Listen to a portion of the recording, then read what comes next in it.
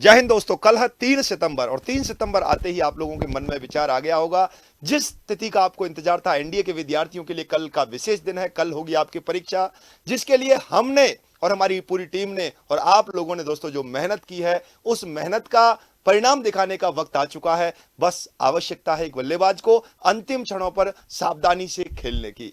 तो मैं और अंकित सर आपके लिए इसके बारे में कुछ आज विशेष बातों पर चर्चा करेंगे कि किस प्रकार आपको परीक्षा में व्यवहार आपका होना चाहिए, किस प्रकार आप लोगों को जो तैयारी की है उसको सफलता तक आप कैसे पहुंचा सकते हैं, किन किन छोटी छोटी बातों का आपको ध्यान रखना चाहिए, उन सब बातों पर अभी आपके लिए हम चर्चा करने वाले हैं। जी अंकित सर।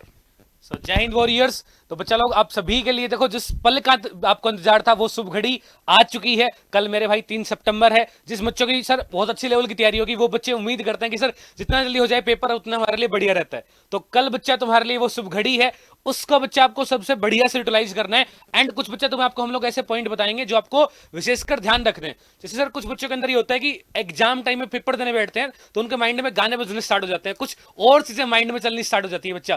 तो इन सब चीजों को बच्चा आपको क्या करना है, कंट्रोल करना है। जैसे मान लो क्या होता है, आपने पेपर अटेम्प्ट करना स्टार्ट किया, 20 मिनट पेपर अटेम्प्ट किया, फिर बीच में आपका अगर लगे आपका माइंड डाइवर्ट हो रहा है तो एक बारी बच्चा अपने ब्रीथ को रोक के, सांस को रोक के एक बारी उस पर कंट्रोल करना और फिर बच्चे वापस अपने माइंड को उसी पेपर वाले माहौल में आपको लेके आना है ना। तो पेपर में पहली बात तो बच्चा आपको डिस्ट्रैक्ट होने से बचना है। जो आपका फोकस है वो आपको क्वेश्चन को अटेम्प्ट करने पे होना चाहिए, ना कि जो अदर चीजें चल रही हैं उन पे। ठीक है। तो बिल्कुल बहुत अच्छी बात सबसे पहले सर ने आपको बताई। आपको एग्जाम देते वक्त शालीनता के साथ एकाग्रता से अपने को पेपर को सॉल्व करना है और आपको जो पढ़ाई गई सारी जो दाव पेज जो सिखाए गए उन सभी को ध्यान में रखना है।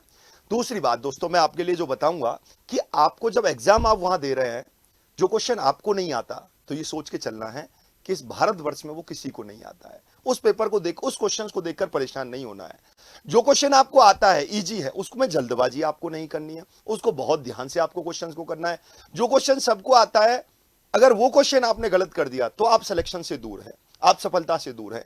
जो किसी को नहीं आता वो आप उसे करने का प्रयास कर रहे हैं, अच्छी बात है, पर लेकिन उस पर आपको लग रहा है कि इस क्वेश्चन को मैं कर सकता हूं, थोड़ा मुझे वक्त की लगेगा इस क्वेश्चन को करने में, तो आप मार्क करके नेक्स्ट बढ़े।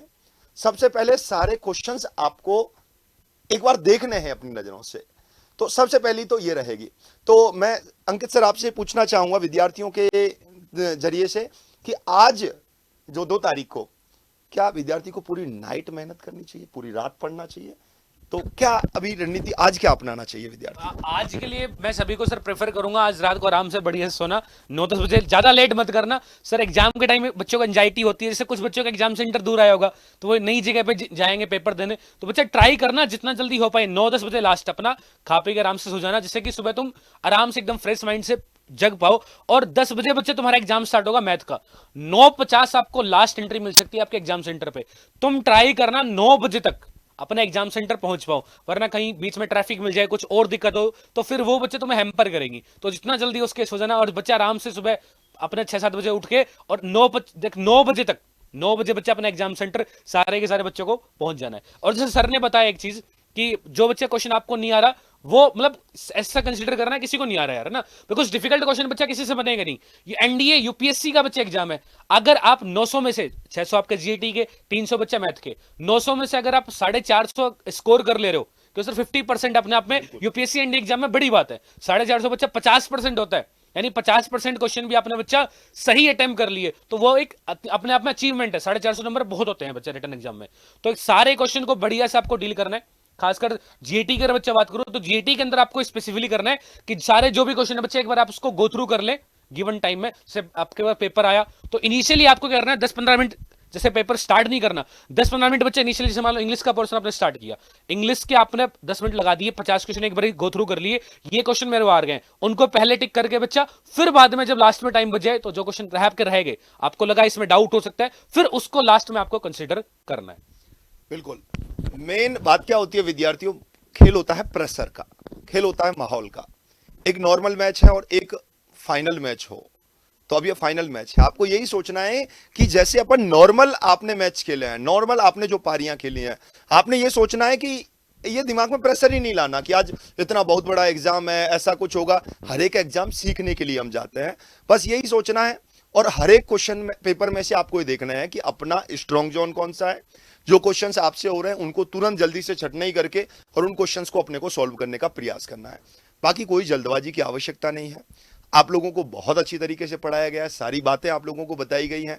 ये बातें आप लोगों से अंतिम क्षणों पर करने की आवश्यकता इसलिए थी कि आपको एक प्रेशर नहीं रहे, एक चेहरे पर मुस्कान आपकी बनी रहनी चाहिए। घबराने की कोई आवश्यकता नहीं है, निश्चित रूप से आपको सफलता मिलेगी। साथ में ही जैसे ही आप ओएमआर शीट को भरें, देखो ऑफलाइन एग्जाम है, ओएमआर के लिए आपको बहुत सावधानी बरतने की आवश्यकता है। अक्सर विद्यार्थी इस गलती को करते हैं और गलती करने के बाद वो बहुत प्रेशर में आ जाते हैं।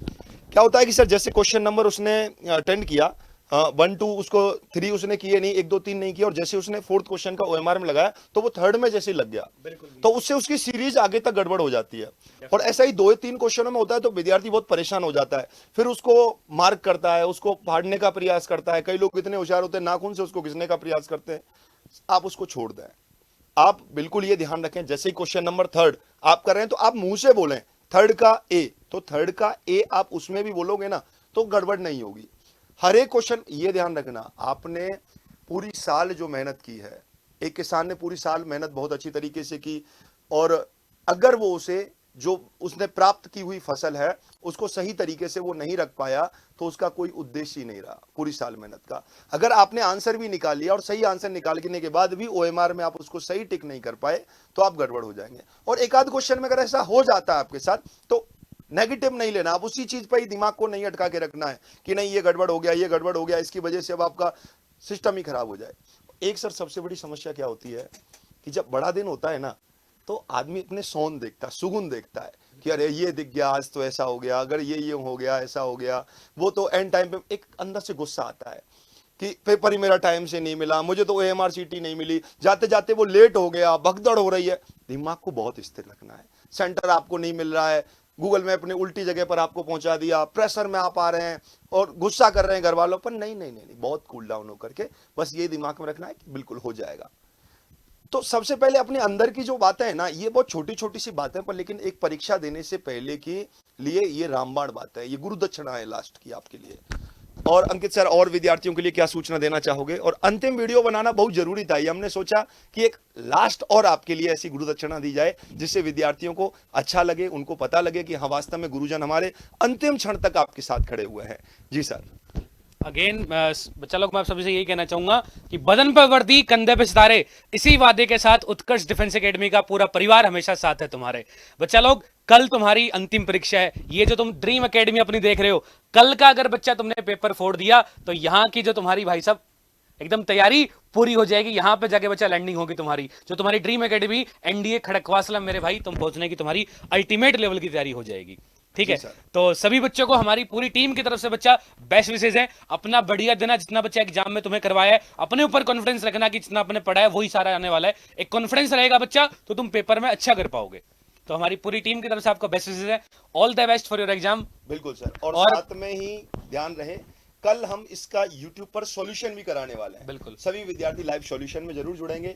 एक बार फिर से सभी विद्यार्थियों को तहे दिल से बेस्ट ऑफ लक, बहुत बहुत हार्दिक शुभकामनाएं आप सभी के। मिलते हैं फिर बच्चा एग्जाम के एनालिसिस में। आपका 4:45 पे आपका मैथ का स्टार्ट होगा एंड मेरे भाई 7 PM पे बच्चा आपका जो जीएटी का सेकंड पेपर, वो बच्चा आपका एनालिसिस स्टार्ट होगा अपना यूट्यूब चैनल के ऊपर ही। तो सारे के सारे वॉरियर्स अपना एग्जाम देने के तुरंत बाद में एनालिसिस आपका जरूर देखना, जिससे आपको कितना स्कोर बन रहा है उसका आपको आइडिया लग जाएगा। Got it? तो मिलते हैं नेक्स्ट वीडियो में। टिल द टाइम, जय हिंद।